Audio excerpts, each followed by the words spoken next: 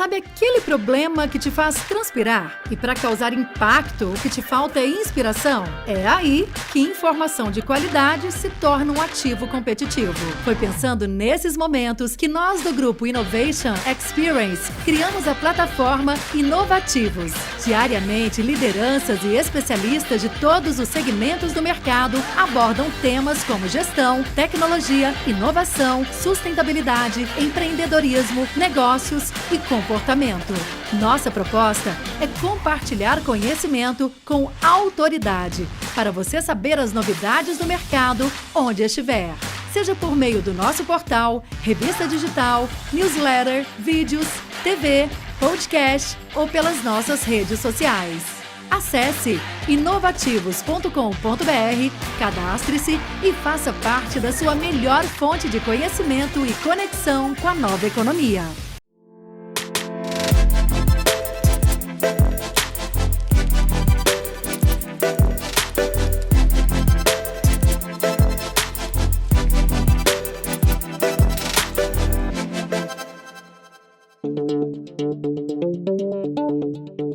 Olá a todas e a todos, meu nome é Carlos Piazza, sou futurista, certificado pelo Millennium Project, sou darwinista digital, entre todas aquelas profissões que a gente já fala que vão chegar no futuro em tempo presente.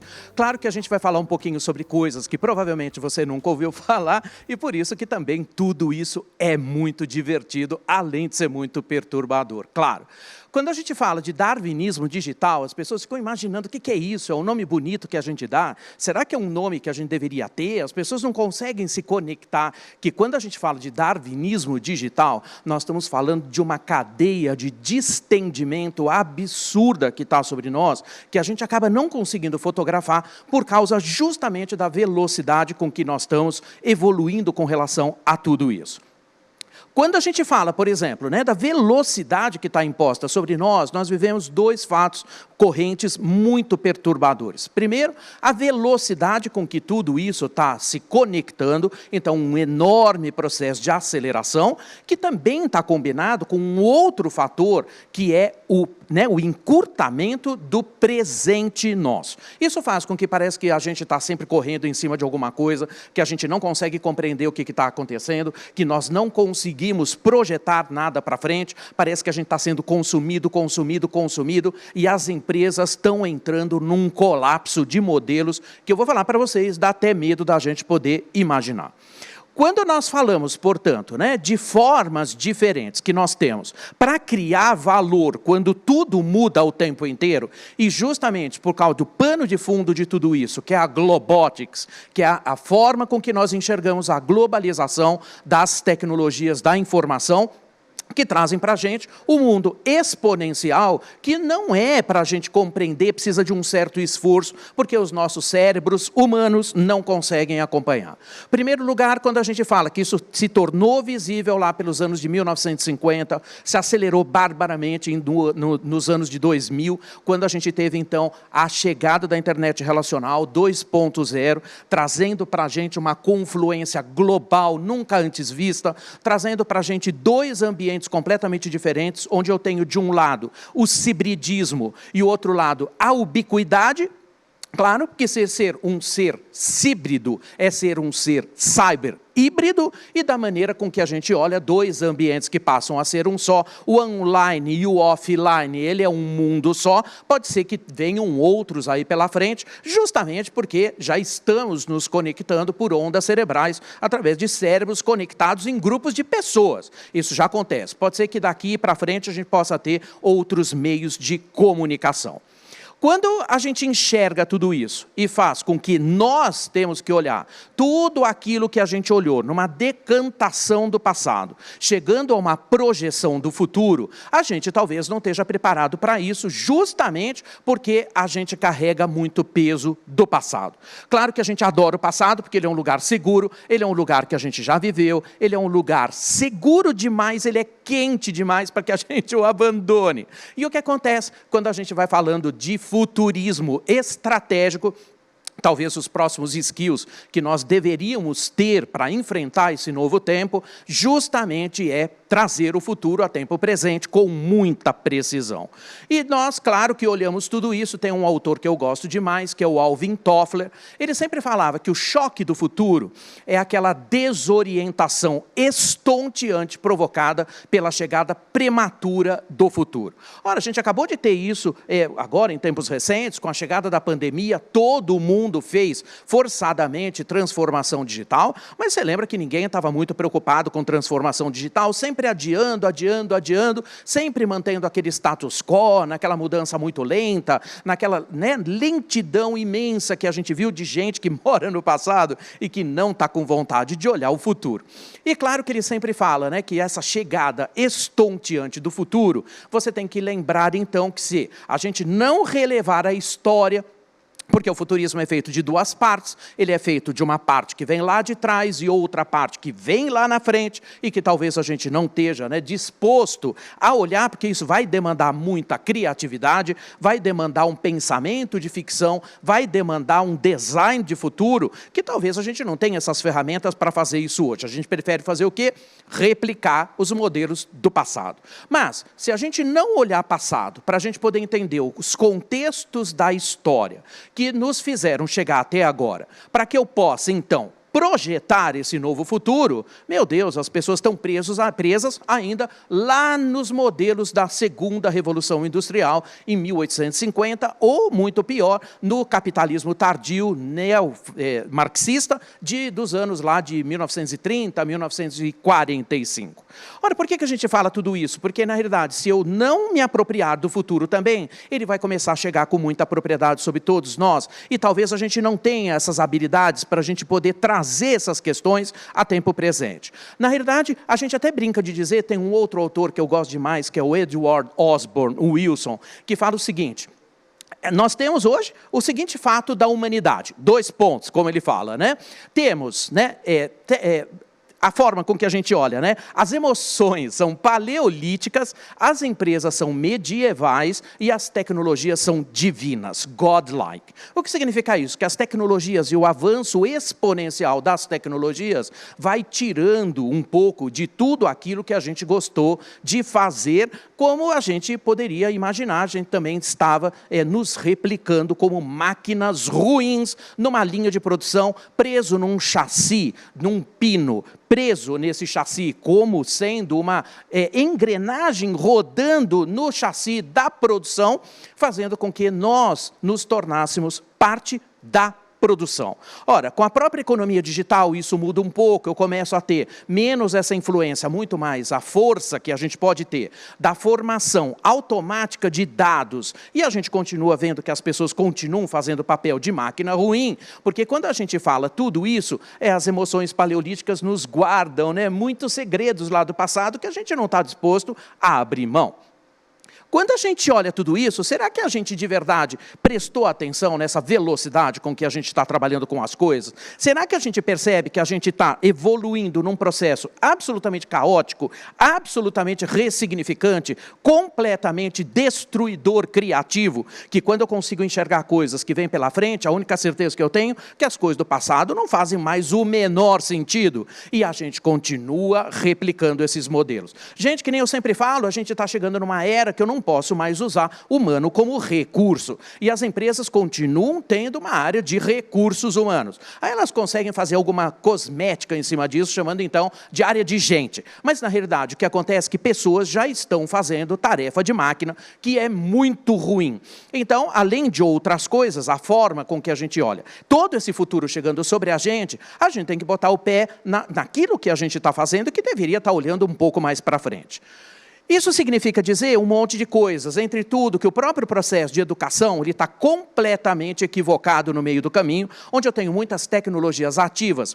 Eu continuo sendo treinado para ser alguém na vida, e ser alguém na vida sempre foi ter uma especialidade para que você pudesse ter, então, todo o conhecimento necessário para você fazer o papel da engrenagem no pino da produção. Exatamente assim. Porque o que era, então, o ideal? Eu lembro meus pais, desde quando eu era criancinha, isso faz tempo pra caramba, que nem eu brinco de dizer, parece que foi antes da Revolução Russa, Meus pais falando assim, olha, você tem que estudar muito, você tem que ser super bom, você tem que tirar notas boas, você não pode repetir de ano, porque isso era uma saga de heróis, eu tinha que ser bom em todas as especialidades. Para quê? Para eu ser, então, alguém na vida. O que era ser alguém na vida?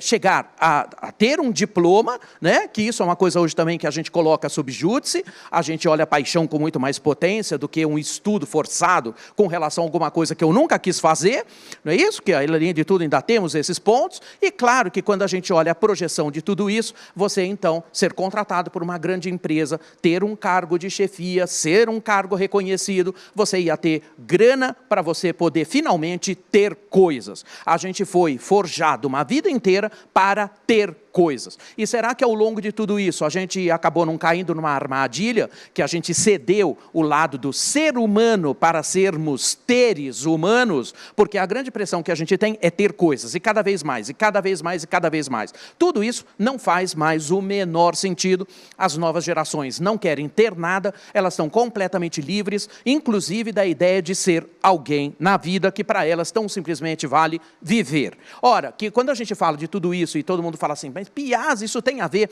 com darwinismo digital? É claro que tem, porque Darwin, no centro, o que ele imputa? O fato de que a gente deveria, então, olhar a adaptabilidade possível quando tudo muda o tempo inteiro do mundo digital. Claro que, olhando educação, a gente hoje tem 4 grandes requisitos de empresas do futuro para profissões do futuro, que é ser um polímata, ser um nexialista, ser um darwinista digital e ser um futurista estratégico.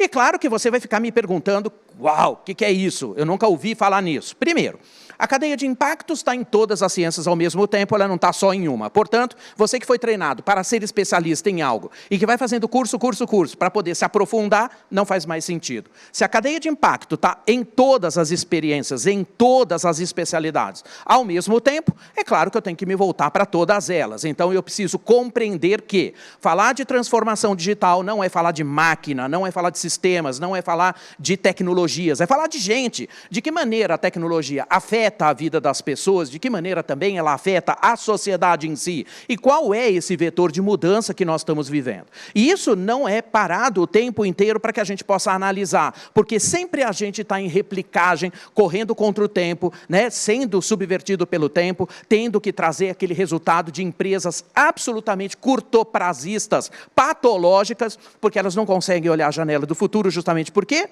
Por uma coisa muito simples. Elas têm que reportar tudo em 3 meses e para elas tem que correr, a briga é por 3 meses. E ela não consegue enxergar futuro absolutamente nunca.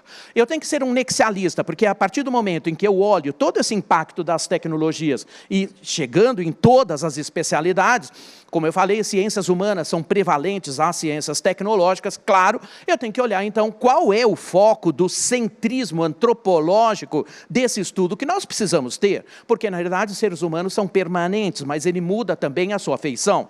E durante esse processo da polimatia mais o nexialismo, é claro que a gente vai ver que estamos em cima de uma revolução noética que coloca o espírito, né, sob a ótica da ciência, o espírito humano, sobre a ótica da ciência, sofrendo uma transformação brutal. Isso significa dizer que o esfacelamento completo do capitalismo de base é um fato. E, gente, as pessoas não conseguem entender que o capitalismo existe há pouco mais de 150 anos. É mais fácil elas imaginarem que todas as galáxias podem acabar, mas o capitalismo não. De tão, né, cristalizados que nós ficamos em cima deste modelo. Quando a gente vê a chegada das 4 novas economias sobre nós, né, chamadas, inclusive, de fluxonomia 4D, que é, né, a economia do compartilhamento. Ora, por que eu tenho que compartilhar? Provavelmente porque eu tenho excesso demais no planeta, não é isso? Se eu tenho que ter economia criativa, que é a que mais crescia, ora, será que então agora as artes feitas pelas mãos do homem, tudo que é imperfeito, tudo que é de expressão da natureza humana, tudo aquilo que são os grandes questionamentos da arte, será que isso tem algum valor no meio de alta tecnologia? É claro Claro que sim, porque era a única economia que crescia barbaramente antes, inclusive, da pandemia. A economia, né, circular, que vem do berço ao berço, do cradle to cradle, né, que é o mundo total da sustentabilidade, como a gente já olhava, e não é à toa que quando chega a pandemia, é claro que o Fórum Econômico Mundial coloca o novo Zeitgeist, que é o espírito do nosso tempo, pautado no ESG, porque quando morre muita gente, todo mundo ao mesmo tempo olha que a pandemia tirou da gente muito mais coisas importantes do que a gente pode imaginar, porque ela roubou da gente a garantia do seu emprego, a garantia da sua renda, a garantia da sua permanência, a garantia da sua continuidade de vida, além de tudo ainda roubou suas garantias da própria vida. Você para e pensa, onde morre muita gente, a gente tem que voltar um pouquinho do conhecimento que nós podemos ter para colocar pessoas e planeta em primeiro lugar, todo o resto viria depois. Gente, nós estamos botando fogo no telhado de casa. A gente não consegue perceber que a gente está acabando com o nosso próprio habitat. Portanto, o novo Zeitgeist, durante a pandemia, pautada pelo Fórum Econômico Mundial, é, então, a reconstituição do habitat. Isso é muita tecnologia e muita filosofia do outro lado. Portanto, quando a gente fala dessas questões todas que a gente tem que entender num radar muito aberto, em widescreen, as pessoas estão muito fechadas dentro das suas visões do passado. E isso é um estiramento que não tem sentido, é um estiramento que deixa todos nós meio a pé no meio do caminho, não é? Para a gente continuar, eu deveria ser, então, um darwinista digital, claro, para eu entender. Empresas que foram forjadas na segunda Revolução Industrial, elas sobrevivem neste novo segmento? Empresas que foram pautadas na segunda Revolução Industrial, elas conseguem entender que elas estão pondo o pé na quinta Revolução Industrial? E a quinta Revolução Industrial é pautada pela convergência homem-máquina. Pessoas e máquinas têm funções diferentes, mas nunca mais eu vou poder usar um humano como recurso, usando o humano perdido, produzindo dados. Isso não é tarefa de humano.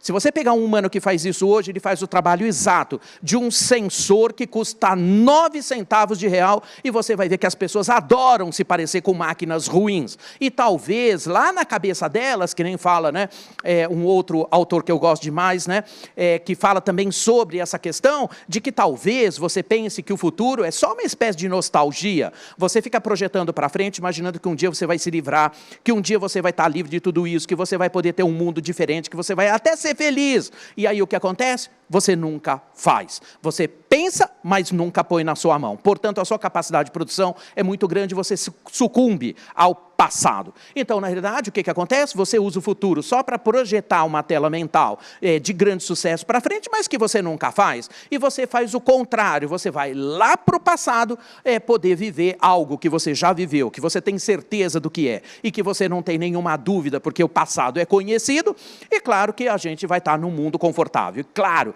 que eu vou pisar no passado para reescrever meu próximo futuro. Gente, não tem sentido isso, porque na realidade o que a gente está falando aqui é a morte total das distopias. Das utopias. E claro, quando eu não tenho utopia, eu vou ter uma distopia que não consegue me avançar.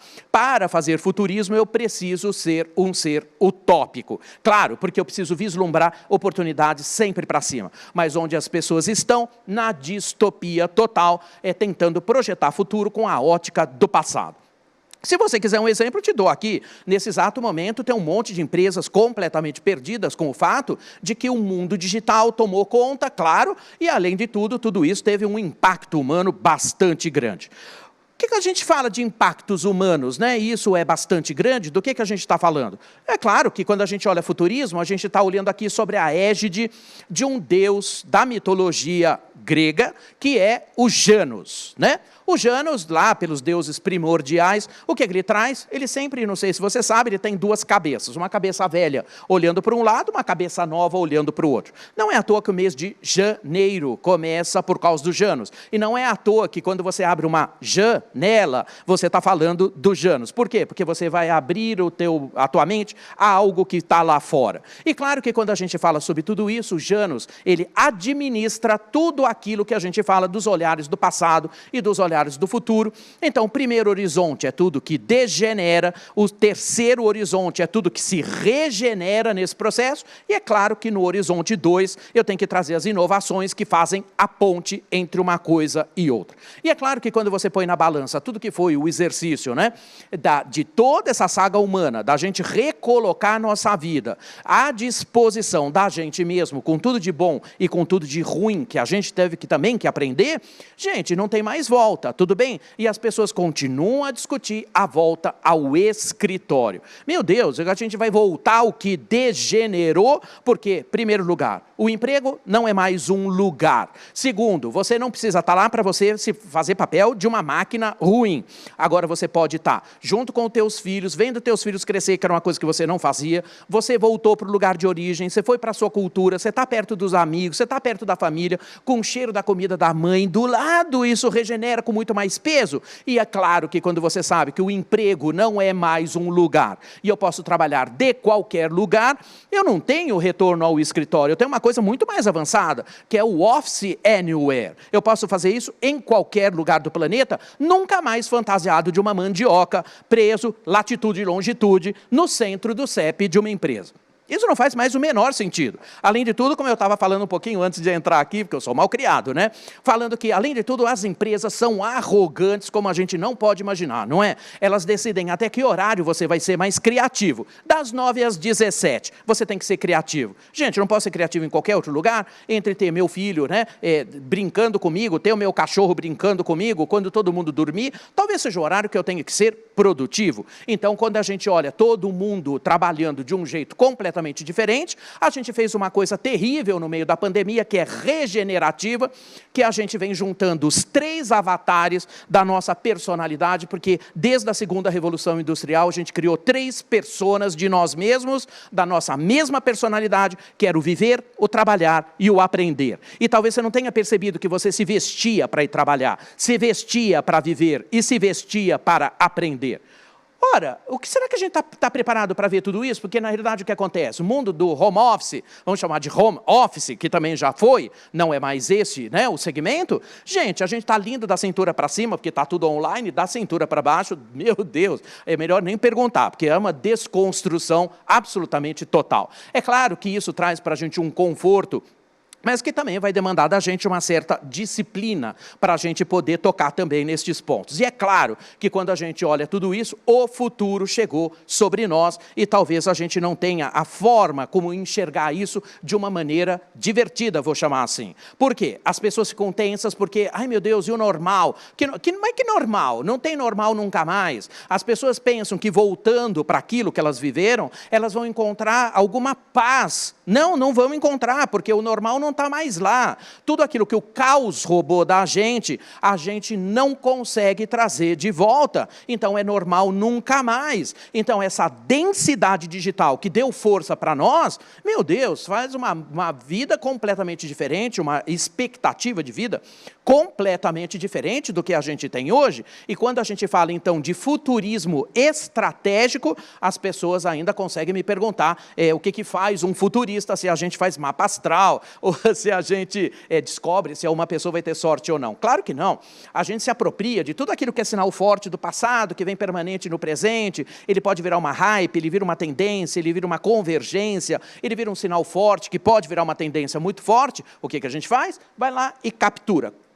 Qual é o grande valor do futurismo sobre nós? O futurismo estratégico te dá as ferramentas na mão para você poder se antecipar às mudanças. Claro que se eu estou muito rendido para o passado e eu tenho que me antecipar às mudanças, é óbvio que eu tenho que ter hoje um futurismo estratégico colocado de um jeito muito diferente para a gente olhar. Então, falando daquela última, quarta, posição que a gente tem como profissionais do futuro, é sim se apropriar do futuro com muita exatidão, porque na realidade eu tenho que enxergar então o que está acontecendo no meio disso tudo. Por quê? Transformação digital mexe na nossa maneira de viver, na nossa maneira de reagir, na nossa maneira de se conversar, de nos relacionar, mexe com a forma com que eu consumo, mexe a forma com que as empresas se pronunciam, claro, e a gente vai ver que tudo isso acaba entrando num colapso total. Quando a gente coloca os vetores de base, então, que a gente deveria olhar o que o futuro traz para todos nós, é claro que a gente vai enxergar que muitas coisas não fazem mais sentido. Em primeiro lugar, quando a gente fala sobre o capitalismo de vigilância, que trouxe para a gente um mundo do altíssimo consumo, da era do capitalismo estrela, artista, como fala o Hobsbawm, como fala o Lipovetsky também, né? Dois grandes super filósofos contemporâneos, meu Deus, as pessoas são movidas a hiperconsumo, sabe por quê? Porque talvez felicidade para ela seja exatamente o momento em que o entregador do Mercado Livre deixa as coisas na sua portaria. É felicidade instantânea, felicidade idealizada, onde você tem coisas e ela se desfaz, onde você tem coisas e ela se desfaz. Um modelo em completo desajuste com aquilo que a gente tem hoje. A economia da vigilância, ou capitalismo de vigilância, pelo hiperconsumo, faz uma coisa horrível com as pessoas, horrível. E isso tem que botar o pé, então, em cima das Big Techs, que sim, espero eu que, claro que sim, vá passar por pesadas regulamentações. Porque, além de tudo, quando a gente olha a felicidade idealizada do outro lado, isso desemboca no suicídio, como fala Durkheim, que ele fala, inclusive, que suicídio é um espetáculo sociológico das cidades e ele, além de tudo, é narcisista. Exatamente como é o mundo digital. Ele é altamente veloz, ele é altamente ressignificante, né? Ele tem algumas condições de ser completamente desintermediado. E ele é também desmaterializado, e quando a gente olha isso também, ele não segue nenhum tipo de regulamentação, então ele é desregulamentado também, e claro que a gente vê sobre a ótica de todo mundo consumir muito, isso leva as pessoas ao suicídio, passando antes pelo quê? Pela síndrome do transtorno narcisístico, onde você vai ver pessoas na internet batendo foto de você mesmo, né? Nos filtros do Instagram e levando para o cirurgião plástico para você ficar com a cara do filtro do Instagram. Isso é uma coisa maluca que ocorre hoje, inclusive. Segundo passo, síndrome do corpo dismórfico, né? Onde você começa a achar que você habita um corpo que não é o seu. Portanto, toda a indústria da plástica, da transformação, de você se parecer com uma pessoa, porque você não se encara frente a frente do espelho, né? Quarto ponto, terceiro ponto, né? Burnout, né? Quinto ponto, pode levar ao suicídio. Então, quando a gente fala que toda a lógica do consumo digital te leva ao suicídio, a gente tem que parar um pouquinho para a gente poder ver. Felicidade para você, o que é, afinal? Naquela visão antiga que você tinha que ser alguém na vida, provavelmente felicidade é pagar boleto, né? Eu conheço muita gente que fala, minha cabeça me leva para um outro lugar, eu adoraria ter feito alguma coisa diferente, eu queria ter um propósito muito claro, não consigo saber qual é meu propósito. Meu Deus, as pessoas nascem como? Pop-ups aqui na Terra, é isso? Porque se você não sabe o que você veio dizer aqui, você não sabe o que você veio falar aqui, se você não sabe, né, qual é a sua importância, e mais ainda, se você não consegue dizer o que seria o mundo sem você, meu Deus, as pessoas estão perdidas no meio do caminho, porque, na realidade, quem tem propósito faz tudo de propósito, mas quem não tem propósito vai fazendo tudo por acaso. E com a lógica da segunda revolução industrial, combinada com a educação de base, onde você foi treinado para ser alguém na vida, agora ser alguém na vida significa ser tão simplesmente você. Você está pronto para isso? E é por isso que quando a gente olha tudo isso, me dá nervoso, porque na realidade o que acontece? As pessoas não têm uma visão de futuro muito própria. Então, quando a gente começa a falar que entre algoritmos e androritmos, algoritmos é uma coisa conhecida de todo mundo, porque se eu não sei muito bem o que é, eu pelo menos tenho uma vaga ideia, que é uma cadeia de comandos para uma máquina executar uma determinada tarefa. Quando eu olho os androritmos, são capacidades humanas, e de que justamente entendendo que seres humanos fazem coisas lindas que máquinas nunca farão. Primeiro lugar, né, análise crítica. E o poder da análise da ambiguidade, isso é para seres humanos. Por isso que eu falei. Humanos para fazer perguntas, exatamente como falava Indira Gandhi, que o seu poder de fazer perguntas é a base de todo o progresso humano. Humanos para fazer perguntas, máquinas para respondê-las. Humanos para criar, máquinas para simular. Nunca mais confundindo humano com máquina, e isso é o distendimento total do que nós temos da quinta revolução industrial, onde a gente está pondo o pé. Tá ok? Então, na verdade, estamos na quinta revolução industrial e as empresas ainda replicando modelos lá do Fordismo de 1930, ainda do tempo do capitalismo neomarxista. né?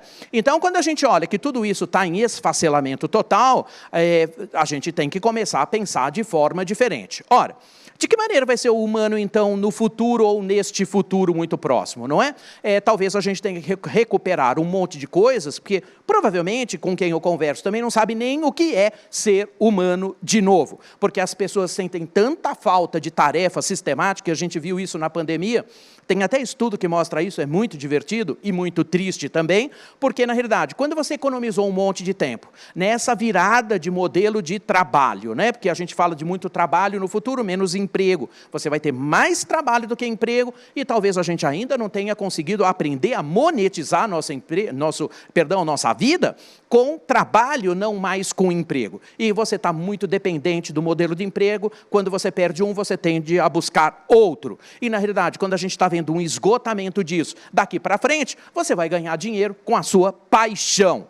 Será que a gente consegue entender isso? Que você só tem duas coisas na mão? Alta influência, alta autoridade, maturidade ética te leva a um novo segmento onde você se coloca no centro e você coloca fundamentalmente as suas provocações como modelo de negócio. E isso é o que a gente está vendo acontecer num novo mindset. Ora, quando a gente retoma então, que a gente olha que essa figura do humano no futuro, ele marca um tempo estranho para muita gente, porque tudo que a gente economizou de tempo, a gente levou um sacode, não é isso? Porque muita gente, e esses estudos mostram, meu Deus, eu não consigo imaginar, porque muita gente se jogou nos seus tempos livres a jornadas absurdas para ficar arrumando gaveta e armário. Quando você arruma muita gaveta e muito armário, sabe o que significa? Você não banca o ócio. Quando você tem o tempo livre, você não usa ele para fins criativos. Você tem que parecer uma máquina o tempo inteiro, você tem que estar em atividade o tempo inteiro, você tem que estar se sentindo útil o tempo inteiro. E isso é uma deformação daquilo que a gente passou pela educação de base, onde a gente não podia ter isso, porque na realidade o nosso mundo era o quê? A gente tem que aprender pela dor, a gente tem que aprender da forma mais difícil, para a gente nunca mais esquecer. A gente tem que ser produtivo, a gente tem que colocar muito além, a gente tem que ultrapassar limites. Meu Deus, quem que diz tudo isso? A gente tem que ultrapassar limites, além do nosso? Quando eu tenho uma potência muito grande, que talvez você não tenha prestado atenção, do poder de cálculo que essas máquinas trazem, e eu estou dentro do nodo que está trazendo inteligência artificial geral em 8 anos para cima da gente, que vai chegar a 600 petaflop, talvez você nem tenha parado para perceber o que é isso. Quando a gente fala de capacidade de simulação de máquina, nós estamos falando hoje de 200 petaflop. Eu sei que você não sabe o que é isso, mas, gente, 200 petaflop são 200 quatrilhões de cálculos por segundo. Você já consegue se bater com uma máquina dessa? Provavelmente não. Quando a gente fala, além de tudo, né, quando a gente olha para o futuro, tudo isso, uma plataforma pré-quântica chega a 600 petaflop. Uma plataforma quântica chega a 800 petaflop. 800 quatrilhões de cálculos por segundo. E se você pensa que para por aí, nada nesse mundo é estático, eu tenho ciência dos novos materiais que me amparam do outro lado. Já existe entre nós um material chamado germaneno, ele é material monoatômico, da espessura de um átomo, ele é flexível, ele é da família do grafeno, não se sabe muito sobre ele, porque ele não tem mais de 4, 5 anos de existência. A única coisa que se sabe sobre ele é que ele é 10 vezes mais rápido que o silício. Se tudo isso que eu estou falando tem base em silício e ele chega a 800 petaflop, daqui a pouco o que acontece? Você vai se dar de frente, né, com uma máquina que vai pensar 8.000 petaflop. 8.000 quatrilhões de cálculos por segundo. E você está onde? Na porcaria do Excel, sendo subutilizado, tentando se replicar no humano com uma máquina muito ruim, porque você não faz frente a isso, não é mais o teu lugar, não é a forma com que você vai criar, né, outras criatividades para o futuro, e infelizmente a alta tecnologia está empurrando, expurgando, expulsando o humano daquilo que ele adorou fazer, que é se parecer com uma máquina ruim. E além de tudo isso, quando eu vejo nas empresas, meu Deus, eu fico tão nervoso, eu já sou nervoso normalmente, né, mas eu sou muito inconformado com isso, porque, né, é justamente como a gente fala, as pessoas perguntam assim, Piaz, onde mora o propósito? E eu falo, na sua pior indignação. E eu não vejo ninguém muito indignado por isso, então, hashtag fica a dica, né? Qual é a sua indignação para você botar esse pensamento correndo para frente? Olha, por que a gente está falando isso? Porque você é preso lá na porcaria do Excel, sabe qual é o momento mágico de tudo isso? Que você está perdido naquela porcaria da fórmula, da planilha dinâmica, e você se acha o máximo, né? Porque você fala assim, uau, uma planilha com 132 mil colunas, né? Com mais 12 mil linhas, que você acha que sabe tudo. Gente, você nem percebeu que o fechamento da sua empresa nunca foi feito para fechar. Quem fecha é a auditoria, porque todo mundo está trabalhando com base de dados completamente partidas, você não consegue saber a origem, você não tem confiabilidade sobre ele. Meu Deus, bota a máquina para fazer isso, não tem erro. Ora, captura no seu momentum do latim 0, traz o dado, né, protege esse dado no blockchain, distribui para quem você quiser, e todo mundo está livre para fazer simulação. Meu Deus, máquinas para fazer simulação, eu preciso da tua criatividade para saber onde a gente desemboca. Além de tudo, para você saber que o tempo das máquinas preditivas acabou. Hoje nós temos máquinas prescritivas. A gente já tem a terceira onda do Business Analytics, onde as máquinas conseguem dar para você o seu melhor plano de ação.